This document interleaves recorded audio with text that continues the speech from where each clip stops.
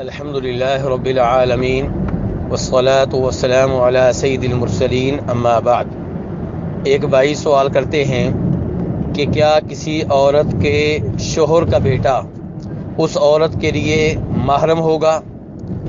تو گزارش یہ ہے کہ اللہ رب العزت قرآن حکیم میں ارشاد فرماتے ہیں کہ وَلَا تَنْكِحُوا مَا نَكَحَ آبَاؤُكُم مِّنَ النِّسَاءِ إِلَّا مَا قَدْ سَلَفَ، کہ تمہیں اپنے باپ کی بیوی سے نکاح کرنے کی اجازت نہیں ہے، یعنی کہ آپ کے باپ کی دوسری بیگم وہ آپ کے لیے حلال نہیں ہے، اس سے آپ نکاح نہیں کر سکتے، چاہے آپ کا باپ فوت ہو چکا ہو، چاہے آپ کے باپ نے اسے طلاق دے دی ہو۔